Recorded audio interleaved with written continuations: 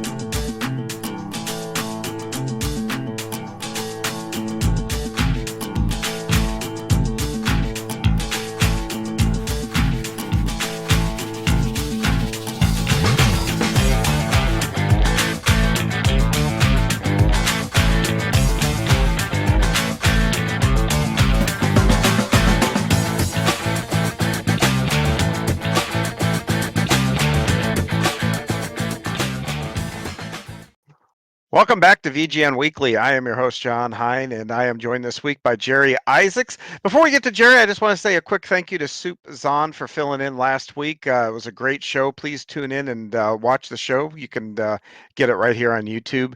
But Jerry comes to us from the OBRL. His first start was all the way back in December of 2023. Since then, he's gone on to have 53 starts, 1 pole, 2 wins, 26 top 10s. Still chasing that championship and currently 6th in the points, so well on his way, a model of consistency. Jerry, welcome to the show. Thank you, man. Appreciate it. Glad to be here. Yeah, like I said, you're currently 6th in the points, a model of consistency. You know, you've got a couple of top 5s, but you've got 7 top 10s and 9 starts. An average qualifying position of 12.6. So you're hanging around the front of these things. How do you sum up your year so far? That's probably exactly how I'd sum it up. I can hang around in the front, and I feel like I'm a top 10 racer maybe, but I just haven't made the the progression yet to be a championship winner. It's certainly a goal, and I've gotten a couple wins here and there, but I can't consistently get the wins. But I'm going to keep working at it and keep hanging in there and hopefully keep learning and getting a little bit better, because I think I'm there where I'm 80% there. I just need to find that other 20% maybe to actually get a league championship, which is certainly a goal. Well, as somebody who does the broadcasts and I watch these things every week, 20%, you're closer than that. You're probably 5%. I mean, which is that last five is pretty significant. I mean, that's the toughest five to get. But I know you like long green flag runs opposed to short bursts there and whatnot. So, you know, do you think you need to work on your shorter runs, or is it managing tires? What's that last 5% you think is missing? Yeah, I mean, definitely working on the short run, and I mean, I think qualifying, I throw that in there as well. I can qualify better than I used to, but I still need to qualify better. A lot of these tracks now are really so difficult to pass that being able to be up front, maybe avoid some of the stuff that goes on in the back, and just be able to start out more towards the front would be better. But it seems like if I run officials or whatever, I can work my way up late in a run. But if we have that green-white checker, or we have that 5 laps to the checker caution, it seems like I'll lose a couple places rather than hold or gain. It's just that I don't know if it's aggression or if it's just not trusting the tires or what it is, but that's what I really need to work on, is to really push that short run, I think. And of course, I say that, I enjoy the long runs and I'm usually a little bit better, but I think like everybody, I still need to work on saving tires in that long run as well. Well, having watching these races, you guys put on a great show. I mean, we've had a couple of races. I still, to this day, I cannot believe that you guys went caution free at Darlington. Um, One of the things that always fascinates Zach and I up in the broadcast booth is pit strategy and things like that. How do you plan? Because heck, you can't count on that caution to come out, to make a pit stop. So how do you use that strategy? I'm not been a racer in real life, so in terms of that kind of strategy, I'm still learning as I go. But for me, I'm just looking towards number of tires. How many tires do I have, and where I want to try and save a set for the end if I need them, and then fuel. Because even in the OBRL, it's interesting because we have a lot of green flag runs, but I've noticed that sometimes, like if we have an early caution where we can pit now and make it on 1 stop versus not pit but still have 2 stops, a lot of guys will take track position still and stay up front and not pit. And I may be one of the few that will, if I can make it on 1 more stop, I don't care where I'm at in the lineup, even if I'm leading, I'm going to go ahead and pit and try and reduce the number of stops I have to take, even if that does put me in the back of the field.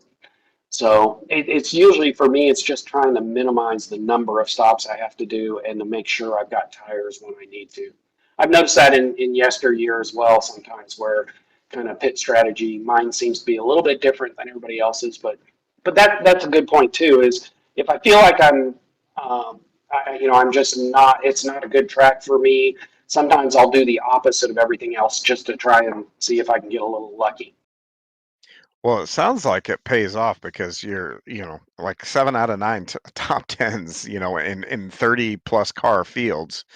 Um, Says you're doing something right, and pit strategy has definitely come into play on more than one of these tracks, and has actually determined the winner in a couple of cases. So, um, the one stop strategy that you employ there, do you race with a team? Is it a team strategy, or is it just a you strategy? No, it's just a me strategy. I don't race with a team. Me and Andrew Kotska, you may see him Sunday nights. We'll be on the radio. We don't have a formal team, but we'll talk to each other. And the super speedways, it's going to be more. It's not a big enough. He and I aren't a big enough group. I'm just going to follow the group because I need that draft. Yeah. Everywhere else, I'm not too worried about what the team's doing or even necessarily what teammate is doing because I'll kind of focus on where I want to be. And Andrew's a great racer. I can learn a lot from him, obviously, but he's a guy that also, sometimes I have to do the opposite of him if I want to try and beat him. Yeah, that old saying, if you're just going to follow somebody, guess where you're going to finish? Right behind Exactly. them. Exactly. You know, what you haven't won yet this year. You've been really close on a couple occasions. Where's that first win? What track do you have circled? Do you think that your win's going to come from? I don't have one circle. I kind of take each week as it comes and just go out there and do my best. I don't know the answer to that. It's like I said early in our conversation here, I feel like I'm a top 10 guy and I feel like I can consistently run up front. I I feel like right now I need to get a little lucky to get a win, whether it's a pit strategy or somebody else having a wreck. Or you mentioned I have 2 wins in OBRL overall. Those just came recently, but one of them was because Andrew and another guy got in a wreck, and I was able to get out in front of them. So yeah, but a win is a win. There's no asterisk next to it, man. And that is, I mean, luck is funny. I mean, that is part of racing. That's why I also think it's so exciting because you never know until the last lap. You're right. sticking ball sports. Sometimes that outcome is pretty much in the bag, maybe the start of a fourth quarter or, 7th or 8th inning or something like that. Yeah, Racing, man, you've got to stay to the checkered flag, and part of that is also putting yourself in the position to get exactly. a Yeah. win. And so there's something to be said about that. So don't sell yourself short on that. You did something right there to get those wins. So um, you know, when you practice, you say you got to work at get better. I saw in your questionnaire one of the things that you put that I thought was interesting is one of the things you like to do is get in an official server, not qualify, start in the back. Learn some wreck avoidance skills. It sounds like, but tell me what your plan is to try to work on those things that you think you need to. For me, it's just get out there and do it. Get out there and practice. You can go practice a track. For me, it feels like you can go practice a track all you want in solo or in testing or whatever, but until you're in traffic with other cars, until you are in a position that you tap the wall and ruin your car and you ruin your whole race, it's not quite the same. I mean, when I first joined iRacing, yeah, I was practicing a lot more because I was still learning how everything worked, and practice, I think, will make it a lot better. But right now, I just want to be in that competitive environment. But I just need more reps, more repetitions, more time in that competitive environment. So, like you said, I like kind of coming from the back and working my way up because I need to learn how to pass. Some of these tracks it's really hard to pass, or I need to learn how to pass without wearing my stuff out. I remember early That is on. hard. Yeah, I mean, I remember early on, I'd be like, "Oh, I'm faster than this guy. I'm going to pass him," and it would take me 5 laps to pass him. And by the time I was done, my tires were so hot and my car was so wore out that I mean, I basically the rest of the race I was just chugging along. And so I needed to learn how to pass efficiently, I guess you want to call it, where I'm not taking 5 laps to pass and burning my stuff up. So for me, the only way I can do that is get out there in that competitive environment and do it and take reps. And so, like for OBRL, for instance, I'll run NIS. I'm retired, so I've got the time. It's a good pleasure to have. So I'll run NIS every Wednesday just to get experience on that track with other racers. It can be frustrating sometimes, running the officials, but that experience I think really helps for Sunday nights. Have you ever tried the running with the AI to practice that stuff? I have. I have not. It's probably been a couple months since I've tried it. I maybe I don't have my settings right, but I seem to find that I can push the AI off the track. I can push them out of the way. Um, they they don't react like real people, and it seems like No, they are all either way too fast or way too slow. And to me, it's not the same. I think it doesn't. It doesn't. They're easier to pass. It feels like to me. they are. You're 100% right. I've messed around, but I was going to ask, because supposedly now they've got that adaptive setup that where they kind of mirror where your talent is, and I haven't tried it yet. So, but the AI, I'll tell you this: if you ever do road course racing, the AI setting up passes on road courses, that actually works really well. Okay. On the oval side of things, I agree with you. Either you can set them where they're way too fast, or you get them to where they're way too slow, and a little bit frustrating on that. So I haven't, like I said, I haven't tried that since they supposedly did the adaptive part of it, but it'd be interesting to see how that work. I'd be interested to hear of anybody that's done it and can give feedback on it. Actually, maybe I should just suck it up and go do it myself. But Hop in and um, give it a try. yep, yep. You talk about making the passes though, and not using your stuff up. Um, that is probably outside of when you get into trouble, getting yourself out of trouble without wrecking. That's probably the single hardest thing to do. But passing and not using your stuff up is really difficult. And you've got to make almost, in my opinion, you almost got to make business decisions behind the wheel. Do how much capital of my tires do I want to use up right now? Right. Um, Right. Tell me a little bit about your thought process. When to push a little because you're going to use stuff up, or okay, be patient and let's see if I can get him to burn their stuff up. It a little bit of it, believe it or not, a little bit of it depends on who you're racing. We race in the league with the same guys every week, so you kind of Yep. learn a little bit about them. And I think one of the famous lines in OBRL is, race somebody like you want to be raced. And it's very much so that, that's the way I look at it. There's some guys that I already know on the track. If I'm a little bit faster, they know I'm a little bit faster. They're going to let me go, but they also know that 5 laps later, if I burnt my stuff up and they catch me, I'm going to let them go. But there's also some guys that are, they may be 5 laps down and they're going to race you like you're coming to the green flag, every lap, no matter what. So part of it is who am I racing against and what's my experience been with them. The other part of it is, oh, And go that ahead. is a great thing. That is a great thing about league racing, by the way, is you get to know those Yes, tendencies and you can make those decisions. But sorry, go ahead. exactly. Yeah, no, you're exactly right. I mean, that's the great thing about league racing is you are racing against most of the same people, so you can learn kind of how they race and that sort of thing. But the other part that for me was I not being a real life racer and still learning. I thought passing was wherever you pass, wherever you can make a lead, wherever however you do it. And I had to learn the hard way that passing is not driving into turn one faster than the guy next to you.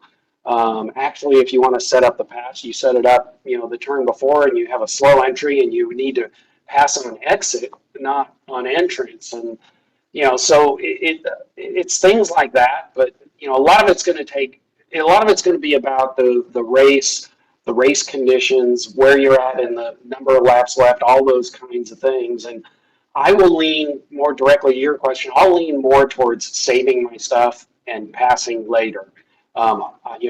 Waiting to see what their lines are, where are they going to make a mistake if they are, and how can I pass, and then kind of take a lap or two or five or whatever to figure out where on the track I might be a little better, how I can make this pass, and how I can do it relatively quickly and not burn myself up. So I mean, for me. There's not a generic one size. Okay, I always do it this way. It depends on the track, where we are in the race, and who I'm racing against. You sound like the kind of guy that I like to race around. You give and take, depending on where you're at in the race. Hey, okay, cool. You're faster than me right now. Have at it. Maybe I'll see you later. Maybe I won't. Is there a cutoff time? 10 laps to the end, 15 to the laps, where that give goes away a little bit, and you become more of a taker, I guess. That's probably not the best way to Yeah, put it, but is there a cutoff point for you?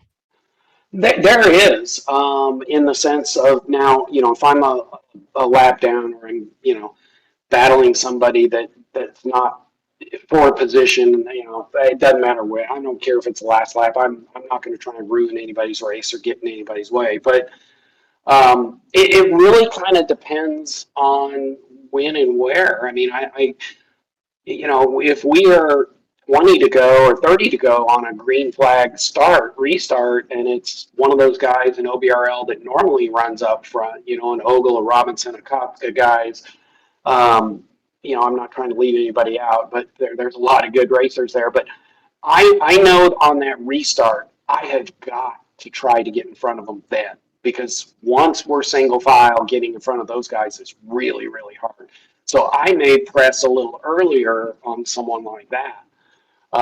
Whereas if it's somebody that didn't pit, or found themselves by other circumstances up in front, or I'm in the back of the pack just trying to make up positions, I may be a little more patient in terms of, when do I push and make that move. But, I don't have a defined bright line, but as we get closer to the end of the race, definitely I'm not going to be quite as nice about moving out of the way. In fact, I will move to take somebody's line away. I'm not going to be super aggressive at blocking. I mean, I'm not going to cause a wreck because I did a block kind of one or two moves or anything, but I will definitely start moving and taking somebody's line away, seeing where they're driving, or realizing that it's harder to pass on the inside than the outside. So even though I'm not comfortable there, I'm going to run the outside of the track and make you, if you're going to try and pass me, I'm going to make you try to go the long way around or the short way around or the hard way around, as it may be.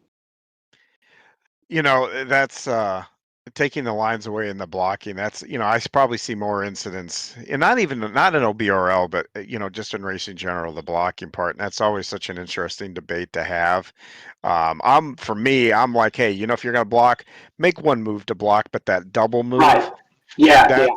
that's where things get sketchy, and then you're Yeah. putting the And person behind you in a bad spot, and you're putting yourself in a bad spot. Um, yeah, but yeah, I'm not going to be very aggressive at blocking in terms of truly just making a bunch of moves. I'm with you. I'll make one. If I see somebody coming and I think I can, I'm going to make one move. You're going to have enough room to respond however you want. I'm not going to cut anybody's nose off, but if I made the bad move, I'll live with it and go on and race another day. well, speaking of another day, with the amount of practice, and it sounds like even by your own admission, you've had a lot of improvement. What tracks, that's the cool thing about the cup schedule. You've got super speedways, you've got, speedways, the miles to mile and a half, you've got short tracks, you've got road courses. What are your bread and butter tracks? Where are you the strongest at? It may sound awful, but it kind of it depends on uh, what I'm doing. What I mean by that is, I feel like I'm a really really good pusher in the super speedways. If you can put me in that second car or third car position, I can get the group to the front. Um, I don't know the moves to get the win sometimes, but I can get that group to the front on the super speedways, and I really enjoy that. I mean, to me, that's fun. But the short tracks, it's I'm because I'm not. They're hard to a lot of times hard to pass, and I'm not that good at qualifying. I struggle there, but I feel like I have a lot of speed at the short tracks. If I could find my way to the front on the short tracks, I think I could hold those positions up front a little better. But I need to find that short run speed or that qualifying speed in order to get up front and avoid a lot of unfortunately with short tracks, there's sometimes a lot of carnage that happens, a lot of accidents and things like that. And you got to get in front of those. Yeah, I think the biggest accident in OBRL came at Bristol. I think you guys wanted a bunch of Yeah, cars up on that front stretch.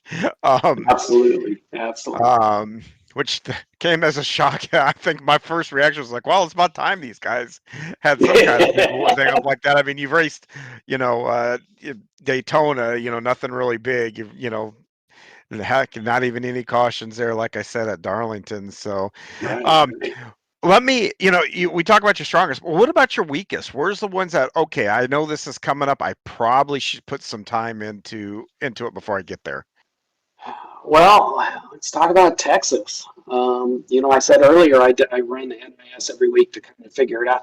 I was I was literally 3/4 a second off pace at Texas. I came in dead last in NIS of everybody who didn't wreck. I don't know what it is. I can't figure out Texas, and I'm really struggling. It'll be interesting tonight. This will air. You can kind of see how that turned out, but I am way off pace at Texas, and I have practiced. I've worked with some people. I can't figure out what I'm doing. Texas, for those of you watching for the first time, we pre-tape this. So OBRL runs tonight on VGN here, and they're going to be at Texas. So that being one of your weaker tracks, that's probably not good. But that track is so unique because the two turns are polar opposites. Right. And that does give some guys fits, myself included. Yeah, because I'm more of a rhythm driver. I like to get into a rhythm, but when you're doing one thing at one end of the track and something at the other, that rhythm sometimes is a little difficult to come by.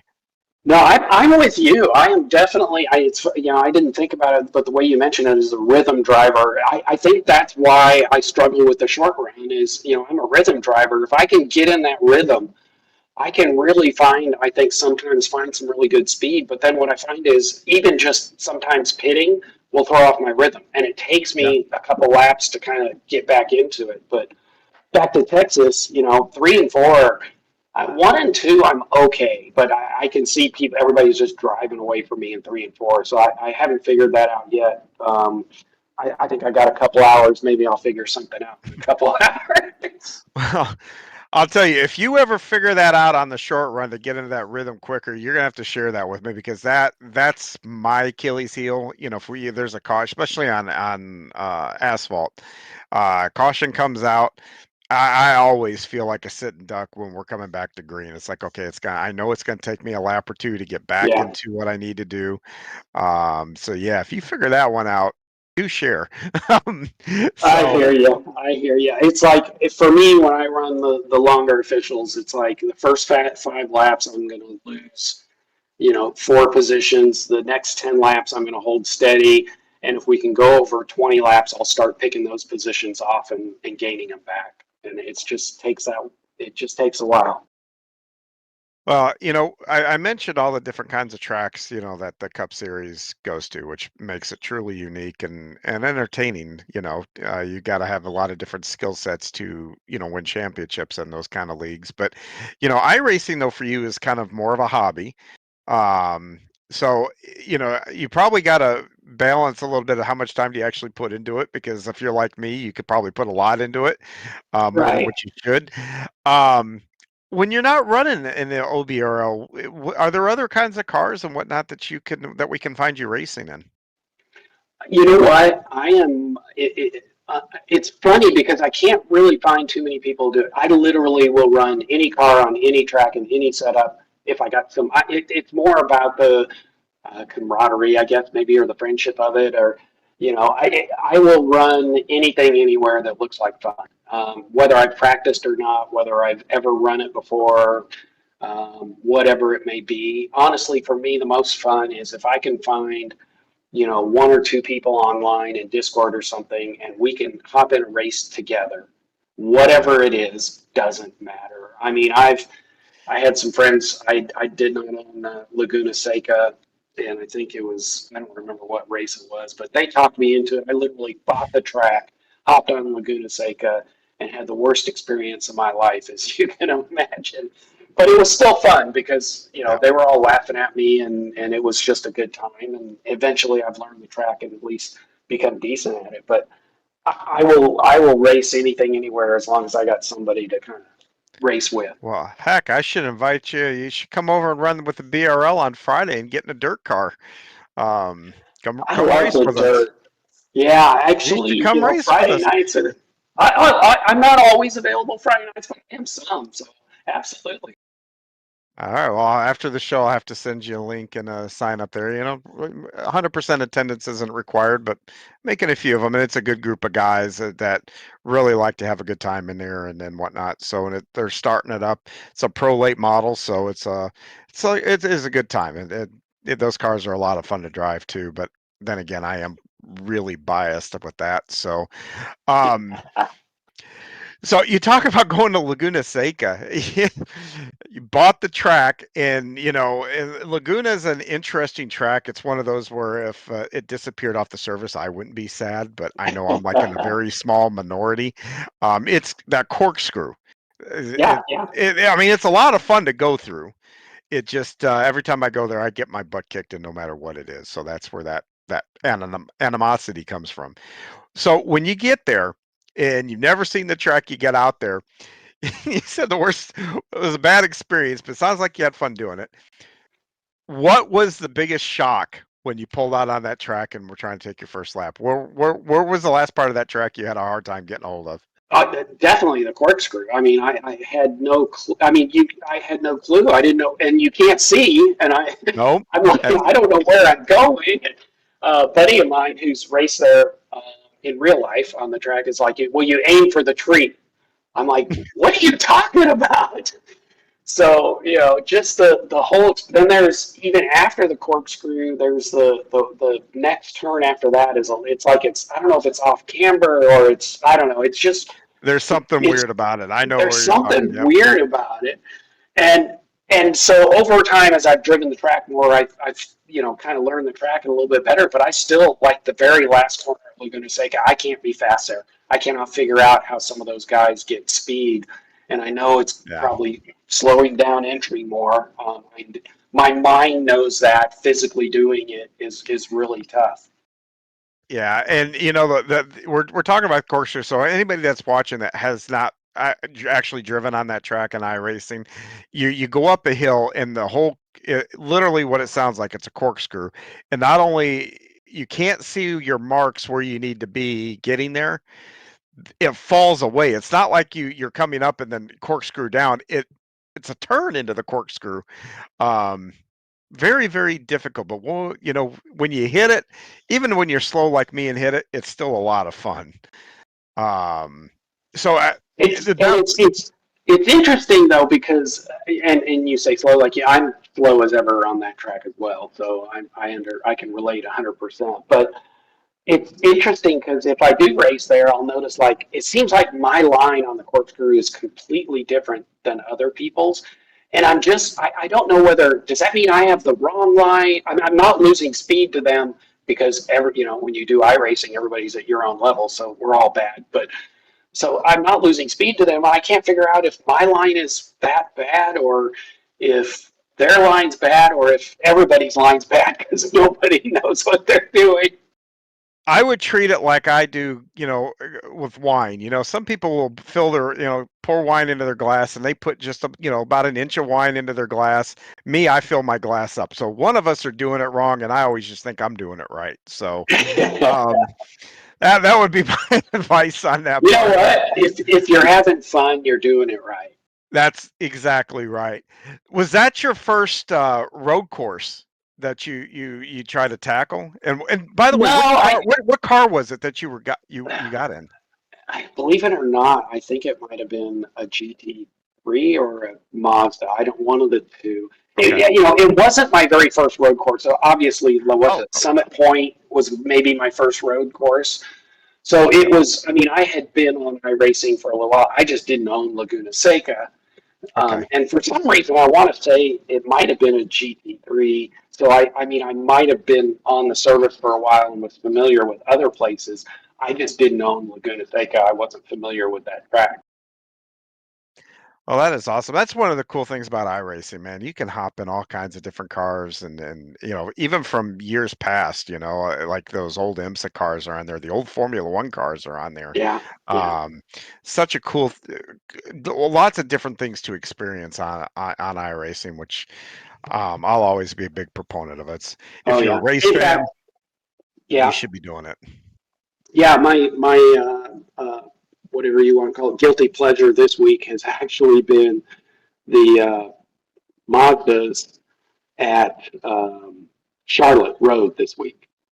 The Roval. It's Okay. a rookie series. It's a 12-minute race. It's really short, but I'll hop in, not qualify, and literally the first, my road I rating's like 1,200 or something like that. It's not anything to speak of, but at that level, it's just so much fun. I watch the rookies wreck and just try to avoid the wrecks, and then the second half of the race, just race it out, and I finish top five in there. But it's to me, it's just fun. I love that combination, that track and car combo. But yeah, to me, iRacing's a hobby. It's fun. It's meant to be fun. If you can't, I mean, I had one of those races where literally I got wrecked out on before I finished the first lap. But it was fine with me because I was laughing so hard because the way I was wrecked out, it was just funny. I mean, I can't get mad at it because if you get mad at it, you're going to hate it. You're going to get disgusted with it. You're not going to want to do it. You've got to have fun with it. And so when I say I'll jump on any car in any race, I do because I can't take it seriously if I do. I'm competitive as anybody. Don't get me wrong. And especially at the league stuff, I mean, I do want to win, but at the same time, I can't take it that seriously or I will just hate it. Yeah, and I'm guilty of that. I've gotten off, was supposed to be fun, and I mean, I know I'm going to get hate mail for this one here, but it's a video game. We're here to have fun and whatnot. I know it's a sim, so before you fill up the comments, but I know it's a sim, but it's supposed to be a hobby, and Right. yeah, it's tough not to get sucked in sometimes and get that competitive, that you know Yeah. Yeah. that part And of your body and mentality of it. I have learned, especially in the league where you're going to race against the same people, that in the heat of the moment, I'm not going to say anything. I need to shut my mouth and not say Yeah. anything because when I wake up in the morning, it doesn't really matter.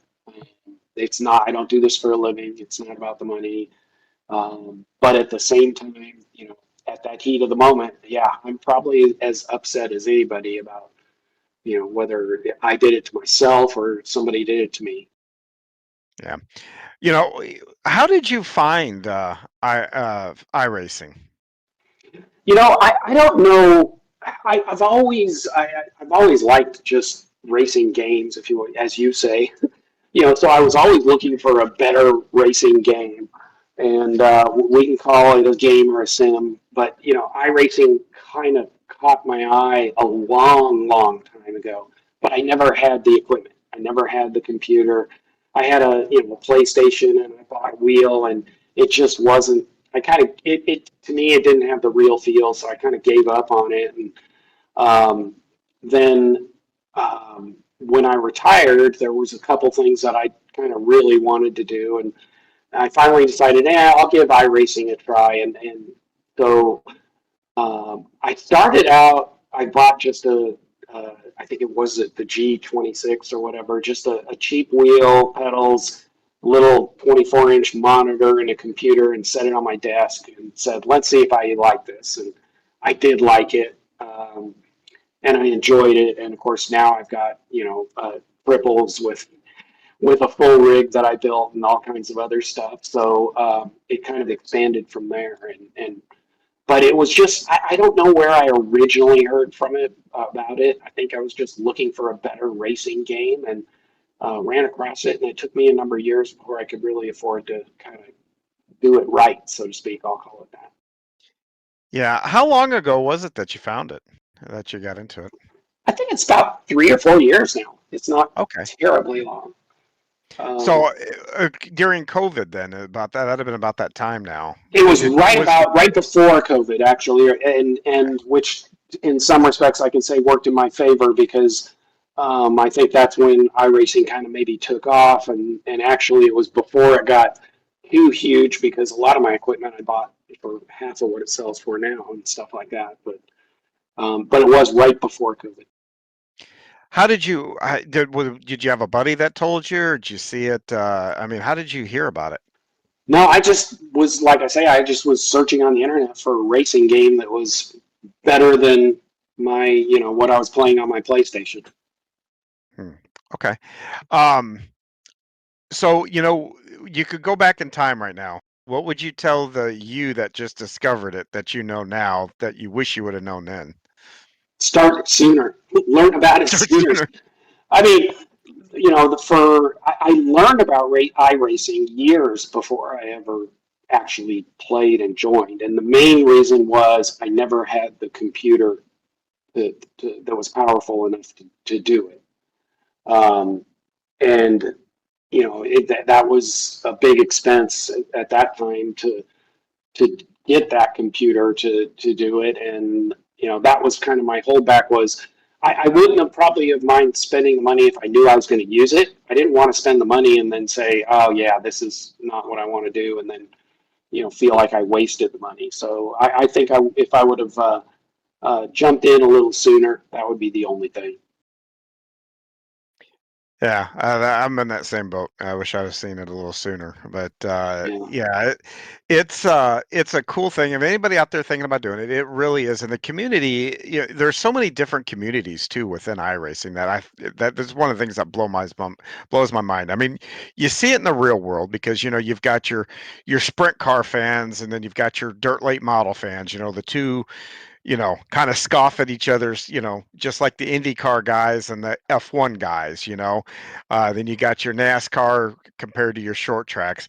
You have all those same communities here in iRacing. And that it is so wild to me to see that. Yeah, and it's more than that for me, and I'm sure it is for you as well. I mean, like when you and I talked, discovered we're not that far away from each other. Maybe we'll go No, to a real life race, but yeah. We, I li- would, we literally live probably 15 miles apart, probably.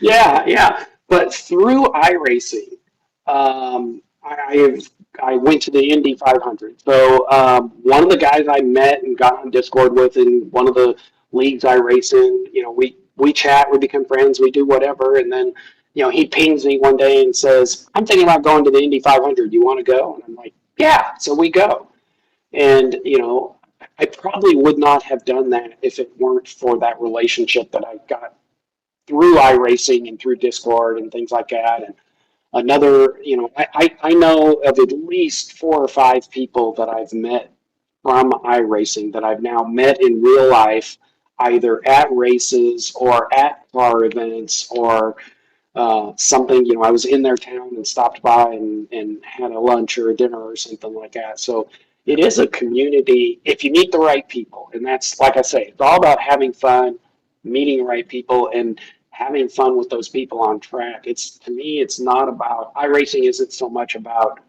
winning race X on Friday night. It's about getting with the people I enjoy being with and having fun on the track. Yeah, you're absolutely right. I have a friend of mine that that he texted me just almost the same thing. Hey, you want to run up to Knoxville? We ran up to Oh, Knoxville. yeah. He came over from Kansas City, and we went to an SRX race out at I-55. Um, so yeah, you're right. It does, and then you can actually meet real life, friends that. And from the social aspect of it, I guess I've never really thought about it, but you're 100% right. The social aspect of it is probably 50% of what makes it so much fun, actually. I'll go that far as saying half of it. It's what keeps me coming back, if you will. Yeah. I race OBRL League on Sunday nights, um, but it's the people that I'm racing with that I come back for, and those guys will joke around on the Discord and stuff like that. When it's race time, it's serious, but the rest of the time, sometimes I can help other people with sometimes their racecraft, not often, but sometimes their hardware or their this or that, or even, yesterday, one of the guys I met through iRacing who lives nearby brought his car over. He needed some work done, and we worked together and fixed his car. I Oh, mean, wow. it's that kind of stuff. That is awesome to hear that. Those are such cool stories to be told and whatnot, and very under underrated part of this. I really, honestly, I never really thought about that social aspect of it until you just mentioned it, and wow, you're 100% right. Like I said, 50-50. Yeah, Um, I think that one of the things that like a lot of leagues, for example, will have their discords, and I'm usually promoting them. Say, why don't you put up a channel about show me your car, show me your dog, show me your family. Make it more about the people than just the race. The race. You know, Funny thing a lot. is that is actually one of the benefits of doing the show. We started doing this almost a year ago, and that's most of the feedback that I've got is, wow, it was so cool to hear and learn about somebody that I've been racing for years. Um, and that was a ton of the feedback actually. 75% of it was that That's just awesome. getting to Yeah. know getting to know who you're racing, and I hope that happens here as we brought these other leagues on with OBRL and yesteryear, and I know I'm forgetting MVRL and so on. But that's yeah, that's been the cool part. So you putting that part in your Discord, I think that's a great idea. Maybe all leagues should do that. But you know, the one thing is you talked about you built your own sim rig and all that, but you do like building things. One thing I saw was this hot rod, black hot rod, and I'm sure Ryan's probably putting it on the screen about right now. Tell me about this car. So that's I just you to start with, like you mentioned, I just like building things. Yep. I don't doesn't matter what it is, whether it's construction, whether it's a Lego or a model or whatever. I just like building things. And I retired a few years back, and one of the things I always wanted to do was build a car. I'm not a fabricator. I'm not weld. I'm not that. But if it's bolt together, I can bolt it together. That is a factory 5 kit car. So it is bolt together. Um, it's a tube chassis with a 33 Ford body, an LS BP blueprint engine, BPE motor, pushing about 525 horsepower. It is 2 years into the build. It is treatable now, but still has a lot of work to be done. But what I'm most proud of is that I literally did everything on that car to build it in my garage, with exception of the alignment. I mean, whether it was figuring out how to make the I put air conditioning in it, how to get the air conditioning in and get it filled and make it work, and or all the wiring or whatever. I built every piece of that car, and so I just like building things, and that's one of my current projects. And I'm thinking I may take it out to Worldwide Technology for a track day this summer. Oh, yeah, you're gonna have to let me know. I want to go out there and see it. Um, you know, that's a skill set, that a lot of people, end up, going to school to learn trades and stuff like that. Where did you pick up the skill set to either build a rig or the car? I mean, where did that come from? It's not any type of formal education. It's just kind of been me from when I was a little kid and built erector sets. And I mean, I used to just tear stuff apart to see how they worked and see if I could put them back together again. And the car stuff actually started when I lived out west a little bit. I used to do a lot of off-roading. Oh, wow. And so I built a truck that we would go down to Baja, Mexico, and spend 7 days off-roading in Mexico. How But it cool. was all bolt. Oh, it's great. We had the stories I could tell you there, but we had we'll get about 7 or 8 guys together. We usually would head out to Mexico, head down south out of California, and basically point A to point B, and do 500 miles over 5 days, which doesn't sound like a lot, but off-roading, it is a lot. Um, and, Yeah, it is, because you're not on a smooth road. You're getting bounced around for that, yeah, 4 or yeah. 5 hours that takes. Yeah, and I learned. You talk about where I learned, but like when you're on a trip like that, when you're in Mexico, it's not like the United States. So a real quick story is, we had one of the trucks blew a shock, and the shocks on these trucks are, they're 4 inches in diameter, and they've got a big reservoir and that sort of thing. And so, what they blew one of their lines that went from the shock to the reservoir, the hydraulic line, and you don't just drive somewhere and replace it or get it fixed out there. So these guys, these guys were from New Zealand, these two that came out to run with us, and it was incredible. They go out to this old shipwreck. It's just literally looked like it's been there for 40 years, just a ship that's wrecked. They get into this ship, they find a hydraulic line, they cut it, they come over back to the fire, it's at night, they heat up the ends, they cut them off, they put new ends on, they put it back on their shock and reservoir, and then they fill it with power steering fluid, and they make the rest of the trip. I mean, it's just incredible the stuff that these guys do in Mexico on off-roading and like the Baja 500, Baja 1000 and those races to keep their stuff running. But that's where you kind of learn. That's how I've picked up stuff up, is just watching people being out there and watching how they do stuff, taking stuff apart, just stuff like that. Well, you talk about that for a minute. I kind of want to dive into that a little bit. How many times did you actually go down there and were you a passenger or were you a driver? Were you a crew? No, I had my own truck, and wow. I drove my own truck. It was so the mix would be incredible. We'd have I had a Ford Raptor that I did suspension work to, so I probably had closer to 20 inches of travel in the 22 in the front, maybe 18 in the back.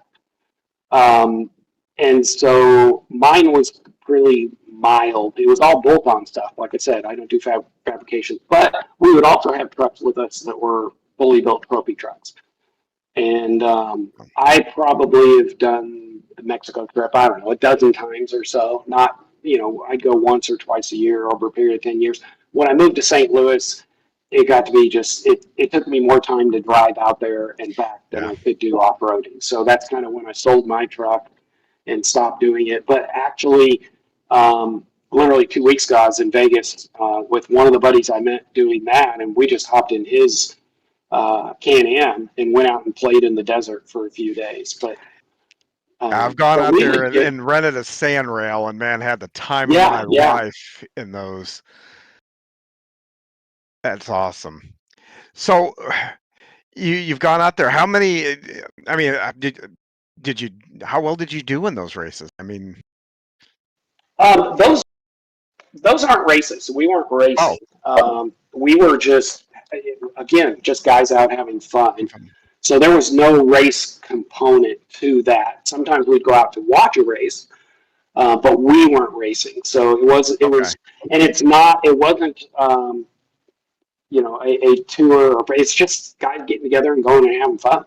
And, gotcha. We would have a planned course basically. So every night we had, you could call it a hotel in Mexico. So some of the places we stay don't even have electricity. But we'd have a plan. Here's A to B to C to D. Every day there's a plan. There's a hotel. Let's try not to get more than 3 trucks. Always be out there with 1 or 2 other people. Don't be out on the truck by yourself. And then we'd always have a chase truck, that had a trailer, because inevitably somebody was going to be trailered home. It's going to happen. And so we tried to make it safe and fun, and just went out there and tear your stuff up. That is incredible. That had to be so much fun. I've always wanted to go out there. I've always wanted to go out there. Yeah, I have to share you some pictures. I can tell you stories about just bribing the police to getting thrown in jail to like I said. I've got to ask, what did you have to bribe the police for? Okay. Since I don't know how long we got here, I don't want to make. We got a few. The nice thing is we can run as long as we want, but So this is this Just is keep a in mind. Just keep in mind. We try to at least keep it PG-13. okay. No, that's not a problem. This was yeah.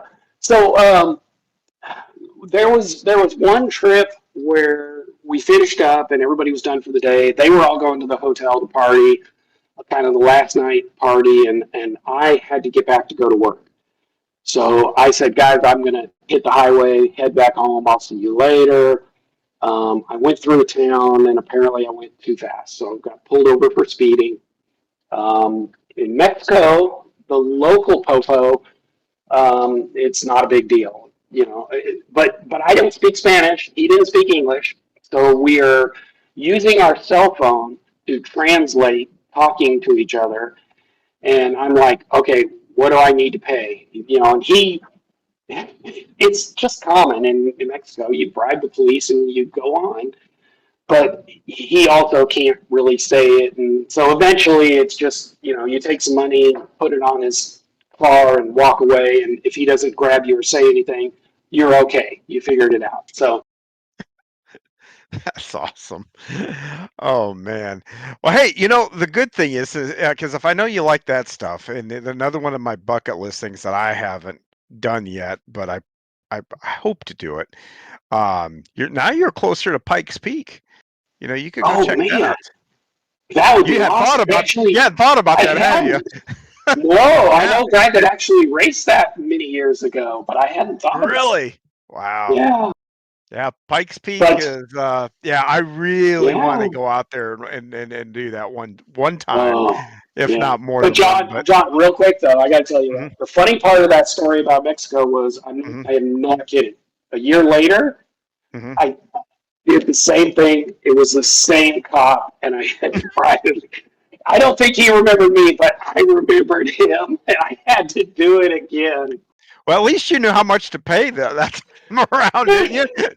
Yes, well, my friends all said I overpaid the second time. I think it cost me $80. Hey, that's still cheaper than it is here in the States. So Absolutely, th- absolutely. that is awesome, man. Well, yeah, I got a feeling you and I could probably take up a whole nother hour talking about that stuff, but very, very cool. Well, I also wanted people to know a little bit. You are retired and you were an accountant, which Yeah, normally doesn't sound like all that exciting. But what kind of accounting were you? A tax accountant tax or accounting, public accounting. I spent okay?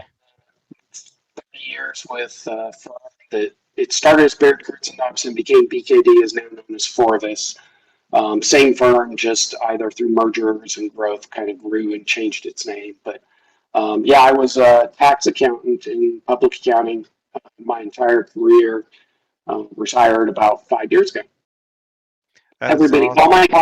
all my clients were, yeah, they were like, "You're not your typical tax accountant." Well, that's what I was just gonna say. Well, you are probably the coolest accountant that I've ever met. My mother-in-law was an accountant, and God rest her soul, I love her to death. But she also owned a travel agency, which made her really cool. Yeah, Um, yeah, but yeah. it's I've nothing wrong with the always been profession, but sometimes no, you get a little dry, and that's actually why she actually bought the cruise shop was because the accounting was a little dry.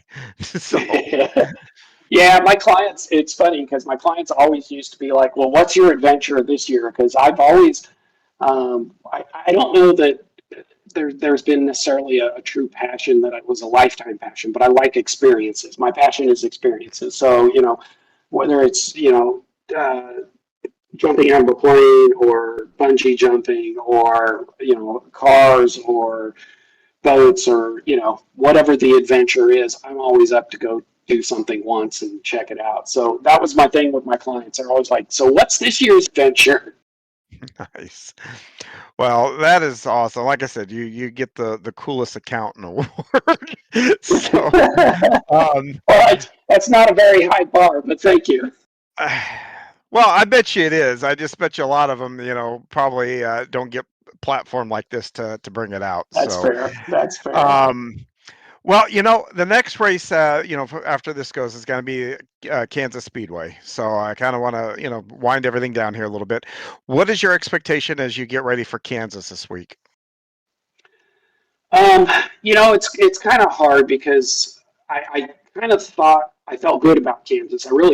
I felt good about it, but then, as I said earlier, it's so bad. I don't remember things being this bad at Texas last year. So now I'm scared about Kansas. I mean, did something change? Did they change a tire model, or is it just me, or did I forget? I don't know what it is, but I'm really bad at Texas. I was kind of looking forward to Kansas. Now I'm a little bit scared, but right now I just got to focus on Texas and figure that out. If I can get that figured out, I'll feel a lot better about heading towards Kansas next week. If I remember correctly, the thing I like about Kansas is you get to get right up against the wall there. So as a dirt guy, running the boards is a lot of fun. That is not something I'm real good at. So that has always been something that's been a challenge for me. I actually, when we so at OBRL, when we were at Miami, late in the race, a lot of people went to the wall, and Yep. I really struggled. And after that race, after struggling in that race, I went back to Miami for a few hours and a few hours and a few hours and worked on it and had got some help from some people. And I feel like I am better at it. So I'm going to keep working at it. And hopefully, though, if Kansas migrates to the top, then I'll be able to get up there and challenge up there. Well, very cool. Well, hey, the final thing here I kind of want to go with you is what I always do here is kind of green, white checker thing. And usually I do either or and have people pick, but I'm just going to give you three things three subjects here that I just want the first thing that comes into your mind. Okay. All right. All right. Craziest thing you've seen written off. You don't have to give names. Protect the innocent. What's the craziest thing you've seen written off? I don't. I had a client that we're going to keep this PG-13. She Please was do. an entertainer, um, but she was a personal, what do we would call it, entertainer. Let's just say entertainer. She was an entertainer, but she wanted to pay her fair share of taxes. Some of the items that she had bought for her entertainment service were rather interesting. That was Wow. one, but also one other story was the other one was a lot of times clients would, believe it or not, I don't know why it was that way, but even more so with wealthy clients, they just give you everything. Yeah. And we were going through credit card. He had a business, so we were going through all the credit card receipts and started finding something that we had to call. And I had to call and ask the client. I said,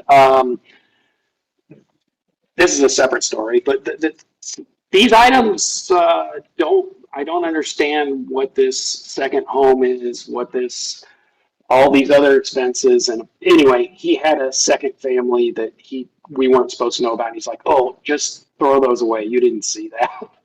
So we discovered a guy had a very wealthy guy had a whole second family because he gave us all his receipts and his personal stuff was in there. He didn't deduct it, but I still think that's an awesome story. It is, and I shake my head because I'm thinking, man, I don't know that I could handle two wives. I think I would I be, hear that. or two sets of kids, and Oh, one crazy. wears me. One family wears me out. And no way in hell. Um, Yeah, I don't know how you do we that. probably should just move on from this subject Okay. altogether. How about best iRacing memory? I don't know what that would be. Because I just by nature I tend to focus on what I missed out more so than the good memories. For me, all my good memories about iRacing are the people. Like I said, the people I've met, the people I've talked to, and going to the Indianapolis 500, which was indirectly related to iRacing, or helping a guy work on his car. It's those kinds of things that are the good memories. The iRacing itself is fun. I enjoy it. It's my use of time, but those memories aren't going to stick with me as much as No, the I like the relationship. French. I like the friendships thing. That I'll take that all day. That because I'm right there with you. Those are my favorites. So, all Yeah. right, last one. What is the absolute favorite thing that you've ever built? Oh man. Um, I'm going to say my car, the hot rod. Okay. There's maybe some other stuff that I can think of, but right now, that's just probably because that's what I'm working on right now. That's what comes to mind.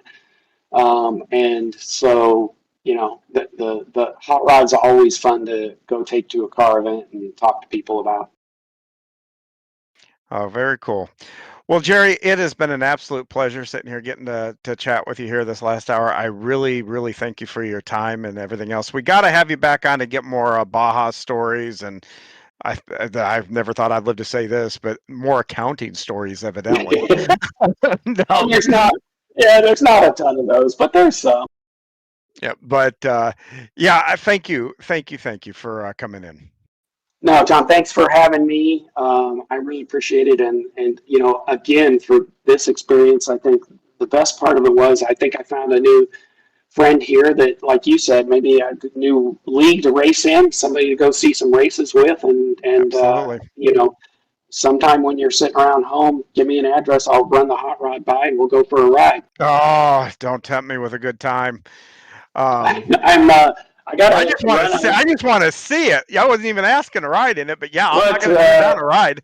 It's only 12:30, man. We got all afternoon. Send me an address. I just got back from Duluth, but we're going to change phone numbers here offline, and we'll meet up. Maybe run over to Pappy's or something, grab some barbecue, and yeah. There you go. So, all right, Jerry. Well, I thank you very much. Yep. Well, I thank you so much again for your time. Hey, best of luck tonight, and best of luck the rest of the season here for you. Thanks, man. I appreciate it. Great talking to you. But by the way, if something crazy happens and I win tonight, we're going to have to do this again next week. That's superstition. Fine. I'm good with it. We may not. Well, that'll allow us to put a bunch of stuff that we can record, and then if I'm off somewhere, wherever, stick them on the air, and nobody has to do anything. So, all right, buddy. All right, man. Hey, thank you. Yep, thank you. And I want to thank everybody for coming in and watching us here today. We will see you next week, next Tuesday, right here on VGN. I am John Hine, and have a great week.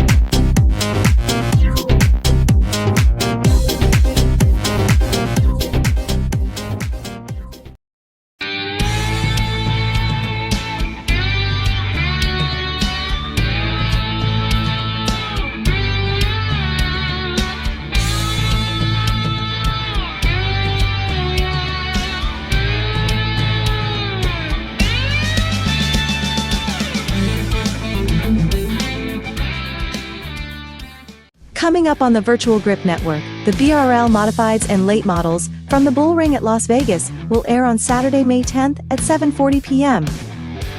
The OBRL Yesteryear Cup Series goes live at 8 p.m. from Kansas Speedway on Sunday, May 11th. Maximum Velocity Racing League's ARCA Series will be live from Chicagoland Speedway on Monday, May 12th at 9:30 p.m. And catch the next episode of VGN Weekly at 9 a.m. on Tuesday, May 13th, all times Eastern. You can see our full schedule and more at virtualgrip.net. Thanks for tuning in to this episode of VGN Weekly. Join us next time for race recaps, interviews, and much, much more. Please like and subscribe to the channel and ring that notification bell so you don't miss any of our broadcasts. If you are a league owner or potential sponsor and have a broadcasting need, please visit virtualgrip.net for info on how to get in touch with us. This has been a production of the Virtual Grip Network and the Skinner Creek Motorsports Group.